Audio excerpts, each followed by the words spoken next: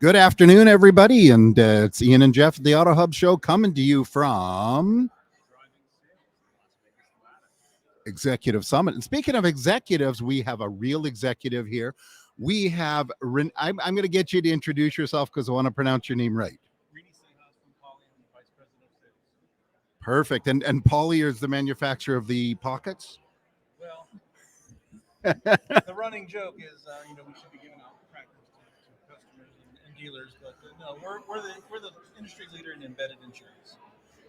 Well, Of course, you guys know that already. of course we know that. You know, you are our beloved hosts at NADA, and man, we sure love that. Amazing. You guys rocked it. I mean, we had some post NAD meetings, and the resonating theme of everyone's conversation was about how awesome the interviews were, the lineup that we had, and the booth, and the actual little stage we had set up for you guys. So it was awesome. That booth was crazy. That was so good. Best booth of the show. I know. And that was our rookie season. So that was pretty cool. When we bring it next year, you oh my gosh! Wait till you guys see what we have planned. No. So is it true that the podcast booth there is going to be on a rotating platform that raises up? Yeah, we're going to be like Janet Jackson or what's her name, J Lo. We're going to have Jeff and Ian coming down. Oh, I like that. Oh, good. Sorry, you can go ahead. So, I mean, obviously you've been a driving sales before. Yeah. This is my third or fourth time coming. Second is Polly. We were here last year, and they invited me out again this year, and just happy to collaborate with all our fellow industry leaders and executives and great people like yourselves. So maybe you can share. Thanks for that. So maybe you can share a few things, a few learnings from the conference so far. Well, I think it's just being able to keep your mind open to change. That's the biggest thing in the car business. We were just talking about it with Larry. Is a lot of people are afraid of change, but it's not a bad thing. As the industry continues to evolve with digital offerings and digital retailing, you have to be able to deliver cars and deliver the information to customers the way they want it. And part of that is what we do with insurance, being able to offer it to customers in the way they want to have it delivered to them, whether they're sitting at home in their underwear or they're in the car dealership talking to a salesperson. So we've got to be available to give them the information they need to make a good buying decision. But it has to be on their terms. That's the thing that most dealers are afraid about. Because it's always the cliche, we've always done it that way. And we hear that a lot. So what's your opinion? Obviously, being in the insurance business, what's your opinion on the change in insurance in the last couple of years? Well, just like anything else, the pandemic has put a beating on insurance. You think about a 3-year-old Honda Accord a couple of years ago, that car was worth $20,000. Today, that car's worth $30,000. And so people are paying insurance on a car that's now has a replacement value that's 30-40% more than it was 2-3 years ago. Yeah. So the insurance market and the insurance business is so regulated. The insurance company just can't go, we're raising everybody's rates. They don't allow that. So what happens is customers come around to renew, or they buy a new car, and all of a sudden they go, whoa, what just happened to my insurance rate? They just doubled. I just had a buddy of mine call me and said, Greeny, I had 3 vehicles. I dropped 2. I'm down to 1 because I got a company vehicle, and my insurance went up. And I said, that's the life in the world we're in right now, unfortunately. Yeah. But it's like ebbs and flows. Right now, the insurance is high, and interest rates are high, and cost of living is going up. But eventually, that will change. It will become better for the consumers. But fortunate enough for us, we have partnered with, I think we're up to 44 or 45 insurance carriers. So now I can offer a customer the means to shop all 45 insurance carriers in about 2 to 3 minutes. Right now, I think we're the only ones that can do that. So. Yeah. So from the dealer perspective, obviously, I'm assuming that's the end of the year. Why should someone work with Paul? Well, the real sentiment here is why aren't you using College? I mean, we're a free service to dealers. We'll pay you to have a conversation with your customer, whether they buy a policy or not. We pay the salesperson, we pay the dealer, a couple different programs, but I mean, the dealer can choose how deep he wants to get into the insurance business. If they want to get licensed and partake in commission and get paid on renewals, obviously that's the most beneficial for a dealer. Um, it's like building a 401k. That money keeps coming in, every month. But if they don't, and they just want to have an offering to their customers, especially the customers that don't have insurance, obviously those are the easy ones. But on our platform, you can buy insurance 24/7. So if you're having a midnight madness sale, and your customer doesn't have insurance, guess what? You're not waiting for that customer to come back the next day, or hope they come back the next day because of insurance. Well, it's Go on our app surprising. and sell it to them. It's surprising that there's jurisdictions that are still out there where somebody has to get the car, sign it, get all the paperwork, pay for it, and then leave and go get insurance and go get their plates. Some places call it tags and everything else, and then come back a day or two later and get their car. I mean, for us, we come from a jurisdiction where the government unfortunately runs everything. They suck, but they have the plates. They have the one thing they do very well. They have road agents that come to the dealership. You can take delivery of your car. Like I said earlier today, before the customer comes out of the ether, they can be rolled down, going down the road in their car, insured and plated. That's right. And listen, there was just an article this past week in Automotive News about a dealer in Texas that had stolen 4 Land Rovers, same individual, stolen ID, stolen information, and they didn't verify the insurance on that car, and that would have avoided all that hassle from that dealer. They would have just used the services we provide, verify insurance. That wouldn't happen. So there's more to it than just selling insurance. A lot of our dealers are using our solution at the sales desk. If your customer's negotiating on a price of a vehicle, well, if I can save you $50, $60 a month on your car insurance, the customer doesn't care where that savings is coming from. Left pocket, right pocket, doesn't matter. It's how much they're paying for that vehicle each month. So a lot of dealers are using our solution, and they have a second pencil process. They don't send a customer or the salesperson back out with an offer until they run them against the offer. And then, of course, while the customer's waiting for finance is where we shine. I've been in the car business 30 years. I'm surrounded by multi-year veterans of this industry. What did we do when a customer said yes to when they walked into finance? Nothing.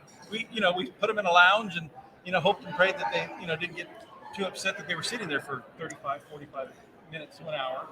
Now we have a way to engage with that customer, keep them occupied, if you want to call it that, but we're giving them a very viable information as far as insurance goes, and then they save that money, $50, $60 a month, and they walk into finance. So what you're telling me is a best practice isn't letting your customer sit in the waiting area, see a salesman go over, high five his buddy, and do the dance of joy, right? Okay, that's a good idea. It's a good idea. I'm curious to know if you guys have the same ideas as where exactly did those salespeople go when that customer was put in that waiting room?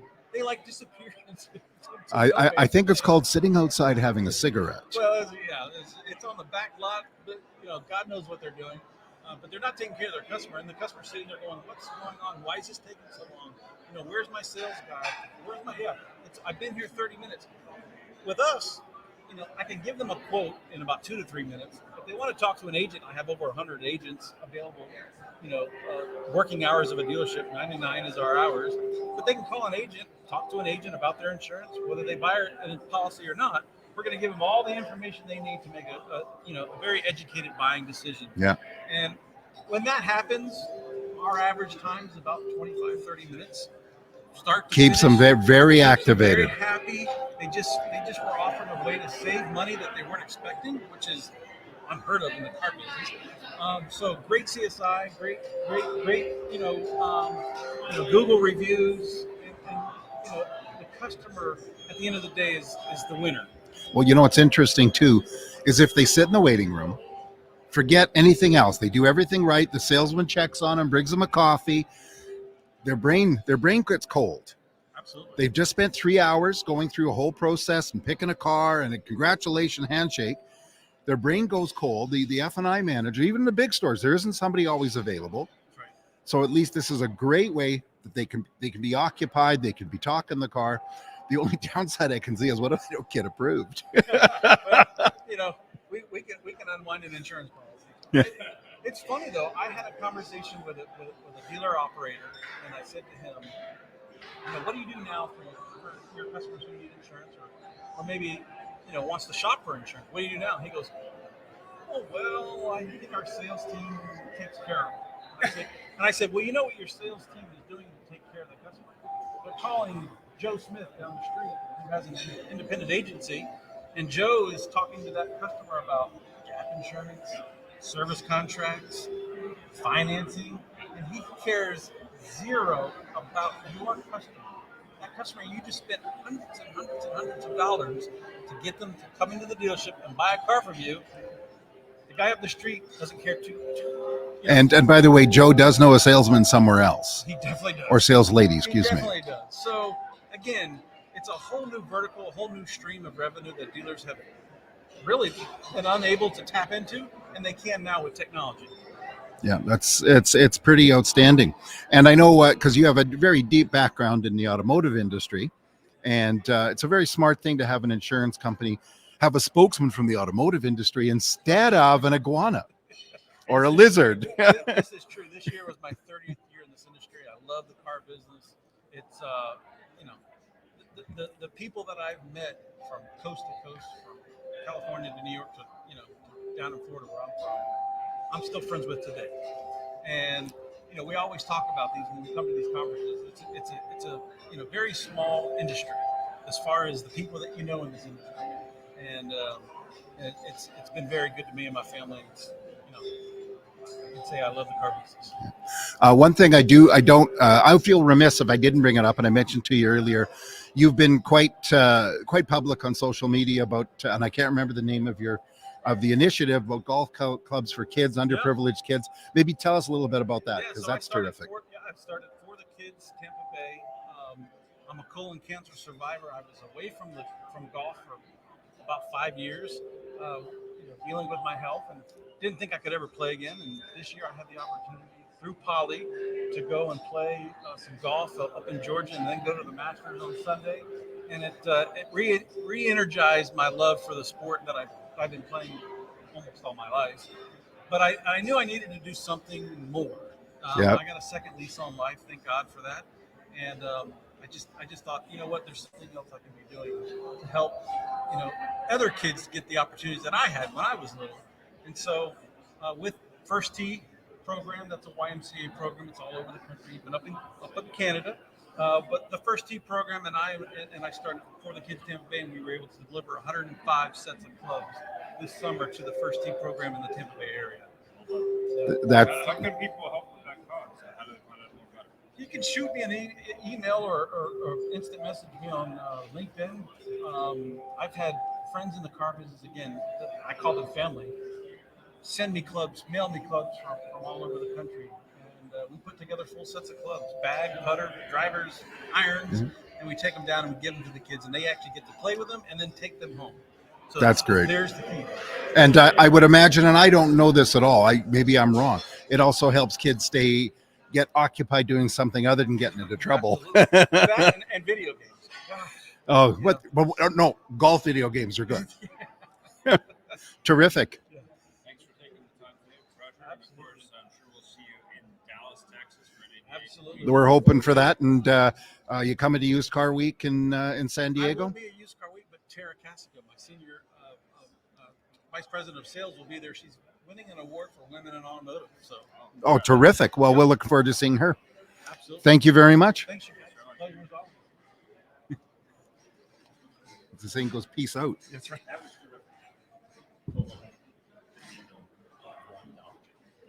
Okay.